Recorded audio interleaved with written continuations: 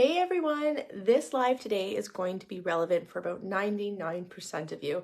And the reason why is because we will be talking about whether you want to stay or whether you want to leave your marriage and the fear associated with that. So the goal of this is we want to get to a place where we can understand that fear, figure out what thoughts in your mind are fear, and get that clarity on, do you want to stay or do you want to go? Because so many of us, right? So many of you are sometimes been at that place where you're like, should I stay? And you're like, nope, I want to keep working on my marriage. But then others are flip-flopping day to day. So which one are you? Is it that I felt fear in the past, but now I'm good with staying? Or is it that, you know what, I'm still flip-flopping every day, wondering, am I staying because I'm fearful of leaving? So hi everyone, I'm Beth Miller. I am the marriage coach with the Marriage Saver program. I am a hypnosis coach, and as well as I am a marriage coach that helps women, particularly those with infidelity, save their marriages. I am here because I want to give you this training today to help you get to a place where you can distill between am I staying because of fear. If you're interested in learning more about what I have to do, feel free, if you're on YouTube, just subscribe. Feel free to click the notification button so you get all new lives that are coming through. But if you're in the Facebook group as well, just say hi, send me a DM. And those of you that aren't in the Facebook group, if you'd like, I'll put the link below so that you can join the Facebook group, which is full of women who are trying to save their marriages after infidelity. And we'll get into that. Why would we even want to save our marriage after a husband cheats? So anyway, send me a DM fear or join the Facebook group or subscribe on YouTube. So here we go. Deciding whether to file for divorce or whether to stay in your marriage is a very, very difficult decision. It is life-changing, right? And we'll talk about those reasons in a few minutes, but it's a difficult and can be very lengthy process of not just figuring out yes or no to my marriage, like pragmatic, logistic, but also that deep, like kind of soul search. And that's when this fear comes up. So fear, yes, may be preventing you from staying or leaving. And some people even leave out of fear. They're like, this could happen again, and they're scared. So it can go either way. And that fear is paralyzing. It can really keep you stuck, especially those that, like, if you, before you go to bed, you're like, I'm out of here, I'm done. And then you wake up in the morning and you're like, oh, I don't know if I want to do that anymore. And so that's the flip-flopping. So fear can be your biggest enemy when it comes to deciding or going. And some people would say too, divorce, is it selfish or is it self-serving? Are you doing yourself a favor? Is this for your better good if you were to leave? And so we'll figure that out as well. So what is fear? This one's silly. I don't even really need to say this, but fear is just this really deep, unpleasant feeling that something dangerous is going to happen. It's this fear that there's pain coming or some sort of threat coming. And when it comes to infidelity, the fear could be fear it's going to happen again. That's the fear. That's something dangerous that's going to happen. All right, sorry, I just got a notification there. So fear that it could happen again. It could also be, if it happens again, I'm just going to fall further and further. So it is a big one, like fear this is going to happen again. I think if everyone had a magic wand and they're like, I know my husband will never, ever cheat again, that would help reduce a lot of fear.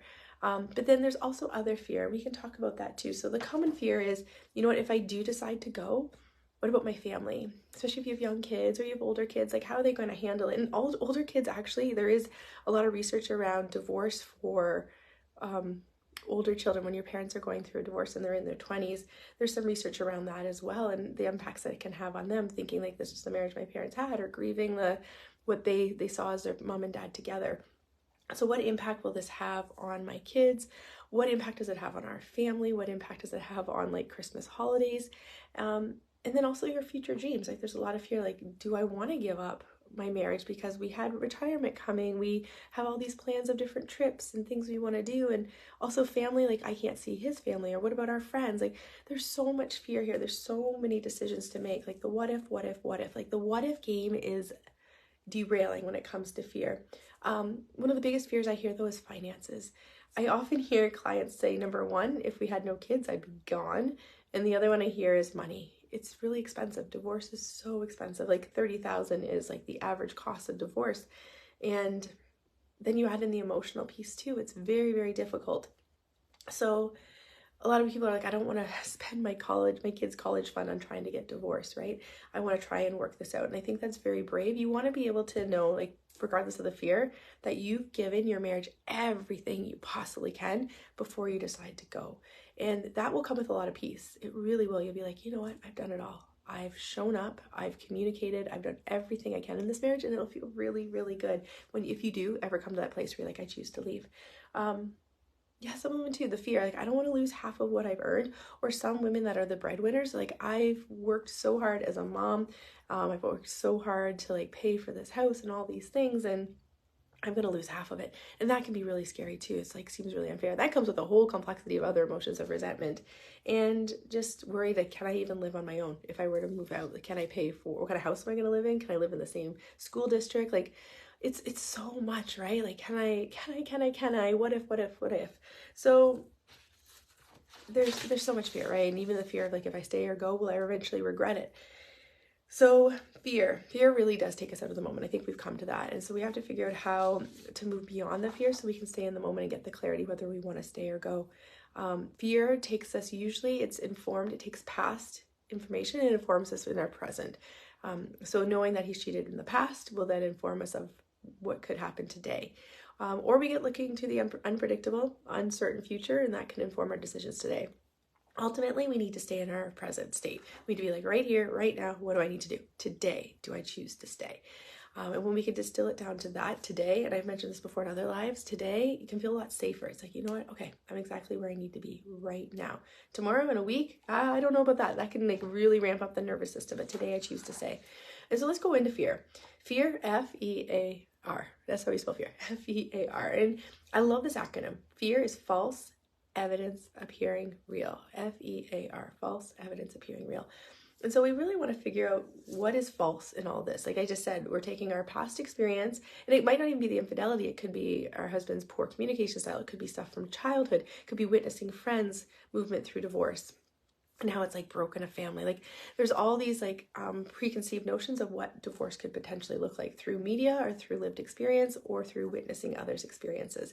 And so we have to know that, you know what, when I'm in the best place I possibly can be, I'll be able to navigate this with grace. I'll be able to navigate whatever comes my way, whether it's staying or going, from a place where I can hear my intuition, where I can set those beautiful boundaries, where I can communicate my needs. And that's what we want ultimately, is to get ourselves to a very grounded, peaceful place where we can make decisions for ourselves and our kids and our family. So back to this false evidence appearing real, that often takes us to worst case scenario. So what I like to do is I like to entertain that part of the brain that's like, I don't know. That brain, or what if, we have to entertain it. And when we do this, we can ask ourselves some questions. So get a journal out, or just do this right now. We need to make a list of all the fears. Like just go at it. List all the fears. Put it all on paper. And our mind really likes that. It likes when things are dumped out. And there's this beautiful process called conscious stream of writing, where you just get a journal out. You can even close your eyes and you're just writing. You're just letting it stream. Like what if? You start with what if. Close your eyes and just write what if. What if I leave and I can't afford my bills? What if I leave and I lose my job? What if my kids are miserable and they hate me for the rest of my life? What if I decide I love them again and I want to come back, but it's too late? So just brain dumping that out onto paper. And you may write the same thing over and over again, but putting that all out, that's one way to do it. But you could also do all that, but then also just very organized, write out all your what ifs. And I like doing a bit of both. I think writing out all the what ifs, like all the fears on a piece of paper, because then what we can do is we can go through each one. And I love highlighters. I love little like you can put like happy faces or smiley faces, like what is evidence and what is not. So going through the highlighter and checking off what is evidence that are my kids going to hate me forever? Will I die lonely? Like writing out all those fears and figure out, is there evidence here? Is there evidence here? And what there is evidence for, it could be like short term, yeah, it's going to be difficult on my kids, but is it going to be long term? And so I think even like once you go through all those fears, kind of putting a timeline on them, what is like forever? We don't know that, right? Versus what is immediate. And often the immediate pain of potentially leaving, or even the immediate pain of trying to decide, it could be worse in the future. I truly believe the work I do, women are in a better place. We move through this horrific, like heartbreaking situation that we never asked for, never foresaw ourselves being in, and we can move through it with such grace. There's something in it for us. And whether it's staying or whether it's going, we have to work through this fear. That fear is there for a reason. It's unsettled within us. So making a list of all your fears, figuring out the evidence of it, and whether it's like right away or long-term evidence. And I love looking too at this, like let your brain go crazy. What are the worst case scenarios? Write it all out. What are the worst case scenarios? Could you handle it? Could you actually handle it? And if the fear comes true as a third part, so listing it all out, putting the timeline in, worst case scenario. And then the third part is, what is the solution? If this happened, I had no money left, I lost my job, I'm a single mom, whatever it is, could you handle it? Is there a solution? Would you be able to move through it? And I think that's a big part too. The brain just really has all these questions and it wants to figure it out. Or if it's like, if the fear is if I stay and he does it again, worst case scenario. So if I stay, worst case scenario is he cheats again, could I handle it? And a lot of times women have done so much work, especially those in my program, that you're like, you know what, I choose to stay. I have these boundaries that feel really good. I'm communicating my needs. I'm asking the questions I need to. And if this happens again, I fully surrender and trust that I will know the details when I need to know the details, and I'm choosing to live in the now, trying to be present right now. I'm not trying to live in the past pain of what he's done to me or look to the future pain that hasn't happened yet. And when I can stay present and grounded in this moment, I know I'll be okay and I can surrender that. And then they do know if anything does happen again, they're like, you know what, I'm in a way better place. I've done everything in my heart that I can. I'm happy with who I am. It's time to go. I gave that the one more try and I'm done. And so that fear, does it happen again, actually isn't real. It's like, if it happens again, I've set that boundary with myself that I am going to go that time.